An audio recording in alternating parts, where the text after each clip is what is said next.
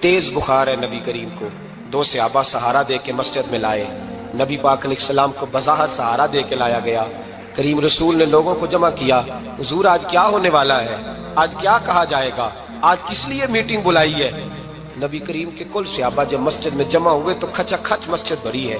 وصال ظاہری سے چند یوم پہلے کی بات، نبی پاک نے فرمایا آج تمہیں کوئی جہاد کی ترغیب نہیں دینی، آج کوئی نیا پیغام نہیں دینا، آج تمہیں بتانا ہے کہ رب نے اپنے بندے کو اختیار دیا ہے، چاہے تو دنیا میں رہے، چاہے تو اس کی بارگاہ میں حاضر ہو جائے۔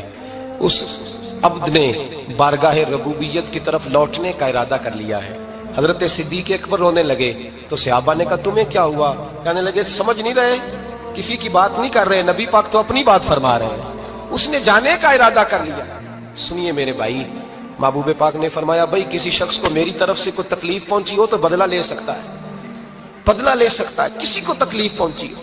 صحابہ پھوٹ کے رونے لگے، محبوبہ کرم ہی کرم ہوا ہے، رحمت ہی رحمت آئی، آپ کے بارے میں گمان کرنے والا بھی دائرہ ایمان سے نکل جائے۔ حضور آپ کیا فرما رہے ہیں؟ فرمایا نہیں بھائی اٹھو۔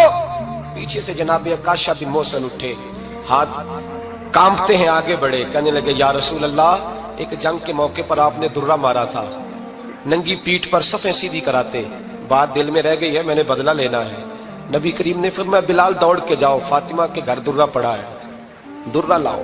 سیدنا بلال حبشی کہتے میں گیا، دستک دی سیدہ طیبہ طاہرہ، حضرت فاطمہ فرمانے لگی بلال کیسے آئے ہو؟ اماں جی وہ درہ چاہیے تھا۔ سیدہ کو تشویش ہوئی، کہنے لگے بلال نہ تو جنگ پہ جانا ہے، نہ جہاد ہے، نہ کوئی ایسا موقع ہے، حضور کی تو طبیعت مبارک بظاہر بڑی علیل ہے، درہ کیا کریں گے؟ حضرت بلال عرض کرنے لگے اماں جی ایک صحابی بدلہ لینے لگے ہیں، صاحب طبقات نے جملے لکھے ہیں، کہتے ہیں بی بی صاحبہ نے درہ بھی دیا اور امام حسن حسین کو بھی باہر نکالا۔ فرمانے لگی عکاشہ سے کہنا 100 درے مارے، ان دو شہزادوں کے جسم پر نبی پاک کے قریب نہ جائے، میں نے 2 بچے پیدا ہی اپنے محبوب پر قربان کرنے کے لیے کیے، ان کو لے جائے۔ حضرت بلال کہتے میں 2 شہزادے لے کے آیا، اور جب دروازے میں میں لے کے پہنچا تو نبی پاک نے دیکھا تو آنکھوں میں آنسو آ گئے، فرمایا ان کو بٹھا دو، مجھے پتا ہے فاطمہ نے کیا کہہ کے بھیجا ہے۔ حضرت سیدنا بلال فرماتے ہیں درہ میں نے جناب عکاشہ کو دیا، حضرت عکاشہ درہ لے کے آگے جو بڑھے تو حضرت ابوبکر صدیق نے ان کے پیروں پہ ہاتھ رکھا، فرمایا عکاشہ میری طرف آ یار، مجھے مار درے، نبی پاک کے قریب نہ جا۔ مصطفیٰ کریم نے فرمایا ابوبکر تو ہٹ جا، اسے آنے دے۔ فرماتے میں چند قدم آگے گیا تو مولا علی شیر خدا نے میرے پیر پہ ہاتھ رکھا، کہنے لگے عکاشہ سوچ تو صحیح تو کیا کر رہا ہے؟ حضور نے فرمایا علی ہٹ جاؤ، میرا اور ان کا معاملہ ہے۔ جناب عکاشہ آگے بڑھ رہے، نبی کریم نے فرمایا میں اپنی امت کو درس دینا چاہتا ہوں، خبردار خبردار زندگی میں تمہارے ہاتھ سے زبان سے کسی کو تکلیف نہ پہنچنے پائے، خبردار یاد رکھنا وہ معاشرے بگڑ جاتے ہیں، وہ معاشرے تباہ کر دیے جاتے ہیں جہاں ظلم ہوتا ہے، جہاں زیادتی ہوتی ہے، جہاں لوگوں کو ستایا جاتا ہے۔ محبوب کریم کے قریب آئے حضرت عکاشہ کہ حضور میری پیٹھ ننگی تھی، آپ بھی ذرا کپڑا ہٹائیے۔ نبی کریم نے پیٹھ سے کپڑا ہٹایا، جناب عکاشہ نے درہ جو اٹھایا تو صحابہ کی چیخیں نکلی، حضرت عکاشہ نے درہ دور پھینکا، حضور کے بطن اطہر سے لپٹ گئے، چومنے لگے، کہنے لگے حضور وہ تو صفیں سیدھی کراتے لگ گیا تھا، آپ نے کہاں مارا تھا؟ یا رسول اللہ میں تو بہانہ بنا رہا تھا کہ جاتی دفعہ مجھے وجود چومنے کا موقع نصیب ہو جائے، مجھے یہ موقع نصیب ہو جائے۔ میرے حبیب نے فرمایا جس نے جنتی دیکھنا ہو میرے عکاشہ کی زیارت کر لے۔ بھائی ظلم کا دروازہ کھلا ہوا ہے اور لوگ بھول جاتے ہیں زیادتی کرتے ہوئے، وہ بہو سے ہی کیوں نہ کریں، وہ اپنے گھر کے بھول جاتے ہیں کہ شاید پوچھنے والا کوئی نہیں، شاید میزان نہیں لگے گا۔ ایران کے بادشاہ نے اپنے بیٹے کو پڑھانے کے لیے ایک استاد صاحب کا بندوبست کیا، استاد صاحب کو کہا کہ میرے بچے کو دین پڑھائیے، میں چاہتا ہوں کل اس نے انعام حکومت کو سنبھالنا ہے تو یہ دین سے آگاہ ہو جائے، اس کو کچھ سکھائیے پڑھائیے۔ بہت نیک بزرگ بڑے درویش عالم پڑھانے لگے، اسباق مکمل ہو گئے، دین کے اسباق قرآن مجید پڑھایا، احادیث طیبہ کا درس دیا، اصول فقہ سے روشناس کرایا۔ جب بچے نے مکمل تعلیم حاصل کر لی اور آمین ہو گئی، دستار ہو گئی، فارغ ہو گئے تو پھر ایک دن استاد صاحب نے کہا بیٹے کل تم نے ضرور آنا ہے، کچھ بات کرنی ہے۔ شہزادہ گیا ملنے استاد صاحب سے، استاد صاحب نے کنڈی لگا لی، ہاتھ میں درہ پکڑ لیا، مار مار کے پورے وجود کو زخمی کر دیا، کوئی غلطی نہیں، کوئی بات نہیں، مارا۔ اب بچہ آیا آ کے بادشاہ سلامت سے کہا کہ ابا جی سمجھ نہیں آئی، بڑا مارا ہے استاد۔ تو سیانے تھے نا بادشاہ، یہاں تو قاری صاحب روز کٹہرے میں کھڑے ہوتے ہیں، مولوی صاحب آپ نے میرے بچے کو کیوں مارا ہے؟ آپ 8,000 کے مولوی ہیں, میرا کئی کروڑ کا بچہ ہے, سویرے بدل لیں گے. خبردار آپ نے بچے کو ہاتھ لگایا, اپنی حیثیت میں رہے معاذ اللہ. جو قومیں استادوں کو کٹہروں میں کھڑا کرتی ہیں وہ ترقی نہیں کر پاتی. جو استادوں کو کٹہروں میں روز کھڑا کرتے ہیں. کہا ابا جی بڑا مارا ہے, تو والد بڑے سمجھدار تھے, کہنے لگے بیٹا استاد باپ ہوتا ہے, وہ زیادتی نہیں کرتا. کوئی بات ہوگی میں تیرے استاد کو کٹہرے میں نہیں بلاؤں گا.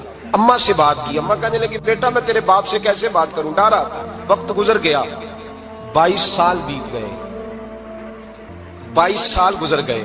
بادشاہ کا انتقال ہوا, شہزادہ تخت پہ بیٹھا. پہلا حکم یہ دیا کہ میرے استاد کو بلاؤ. پہلا حکم. استاد جی بوڑھے ہو گئے تھے, چھڑی کے اوپر ٹیک لگا کے آئے اور بھویں سفید ہو کے جھک گئی تھیں. یوں آنکھ کھول کے بڑی مشکل سے دیکھا, کہنے لگے شہزادے حکم ہو.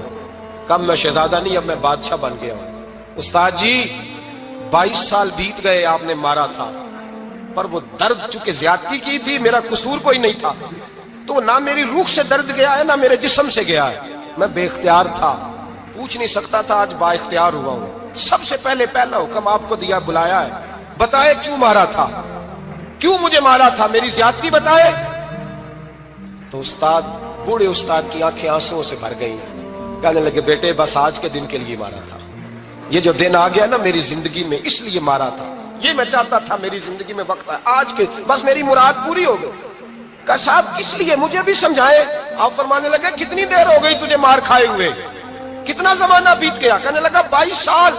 فرمایا زخم بھولے تو نہیں, درد ختم تو نہیں ہوئی, تمہیں بات 1 منٹ کے لیے بھی تمہارے حافظے سے محو تو نہیں ہوئی. کہا استاد جی روز رات کو یاد آتی, روز خیال آتا تھا.